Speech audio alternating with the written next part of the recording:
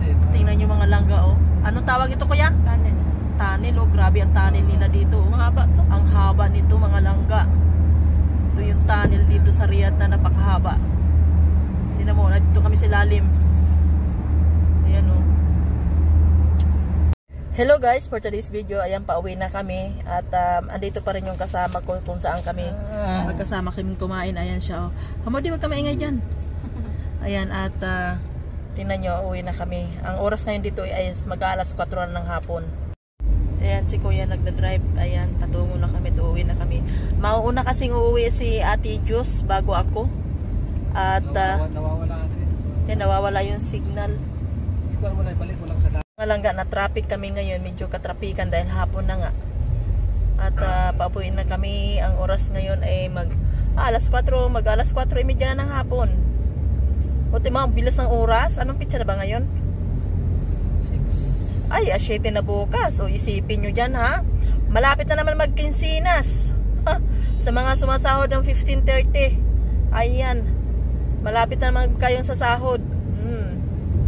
So, ito naman yung aming pinag-uusapan. Mayroon kaming pinag-uusapan dito na mamasyal kami sa Boulevard. Ano yun? Riyadh Boulevard. Yun. Ano naman masyadong ano doon? Ha? Hindi naman masyadong kagandahan doon. Pumunta ka na doon? Oo. Ay. May ano ka ba, ate? Internet? Take the next right. Yeah. Nawala yung signal. Hindi ano lang siya, no? Nawawala lang. Oo. Bumabalik Ayan, lang naman. bumalik naman. Oo.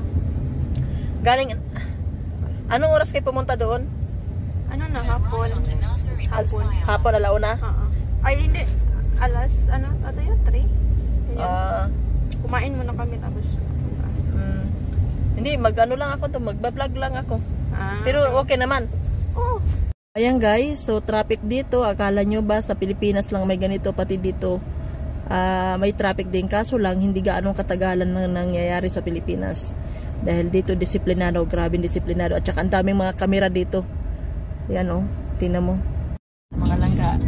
Ayan ang take out ko. Nag-take out ako ng pagkain kanina. Hindi, naka plastic. Ayan mga langga, oh, nakalapas na kami dito sa tunnel. So andito na kami. Ayan, papauwi na kami sa bahay. Uy, ang ganda din dito kuya paggabi, di ba? Yung gandang ilaw na yan. Yung sa sa kontrata mo. Malaki Oo, pa yung kasi kaltas. ha? Marami pang kaltas. Sa sahod mo. Sa amin kasi yung placement fee namin. Sa inyo? Sa amin. Hindi gaya ng ba? Di kagaya sa aming mga DH na libre lahat. Lahat as in. Binigyan pa nga ata kayo ng pera, no? Cash allowance. Oo, cash pag pumunta rito. Wala kami niyan. Yun ang mahirap pag direct, tapos pag nag-renew kayo ng ikama, ikaw pa. Ando na kumpanya na. Kumpanya na. Okay, mas maganda yung ganon. Yun lang sa Yun lang, yun lang talaga pag nasa opisina ka nagtatrabaho. Yun na nga lang, malaya ka. 8 oras lang ang pasok mo, di ba?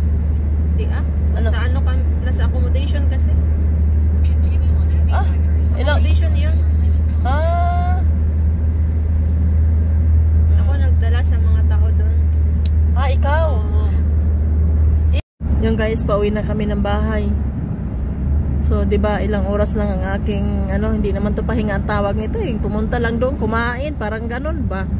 Sana all na lang tayo nito. Akay-akay kong alaga ko, buti na lang dito yung isa kong kasama, Diyos mio, mayroon akong